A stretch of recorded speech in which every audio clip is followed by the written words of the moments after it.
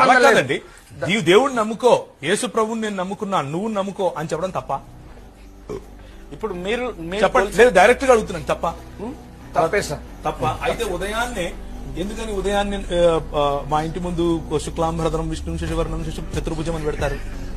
పెట్టకూడదు కదా, పెట్టకూడదు కదా. అట్లా ఒకవేళ అది తప్పైతే ఇది తప్పైతే అది కూడా తప్పే కదా. అందరం ఎవరి మతం వాళ్ళ ఇష్టం. ఉదయాన్నే 6 గంటలకు మా ఇంటి ఎదురుగా బ్రహ్మమురారి సురార్చిత లింగం అని వస్తుంది. నేను ఇంటాను నన్ను మత మార్పిడి చేస్తున్నాడని నేనే మనం తన్ను కొట్టట్లేదు సార్.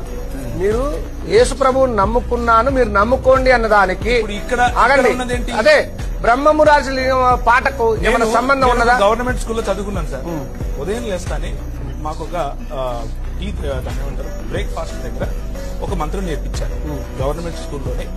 అందరూ కట్టిన ట్యాక్సుల్లోనే ఇలా చేతులు పెట్టుకుని మేము ఓం బ్రహ్మార్పణం బ్రహ్మాగ్ని బ్రహ్మాత్మ బ్రహ్మనామదం బ్రహ్మైవతే అది తిన్నాం.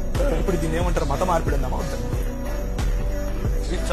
నేను చదువుకున్న నా స్కూల్లో నేను చిన్నప్పుడు నా మైండ్ లో నాకు ఇప్పటికీ కూడా ఆ శ్లోకాలు సార్. భారతదేశంలో హిందూ స్కూల్స్ కాబట్టి అదే చెప్పారు. హిందూ స్కూల్స్ ఏంటండి? గవర్నమెంట్ స్కూల్స్ అంటే గవర్నమెంట్ స్కూల్లో అందరూ హిందుత్వాన్ని బోధిస్తారు సార్. అది మీరు ఒప్పుకుంటున్నారు ఏమని? స్కూళ్లలో హిందుత్వం బోధిస్తాం, స్కూళ్లలో ఇంకేం బోధిస్తారు సార్? మరి అది మత మార్పిడే కదా మరి.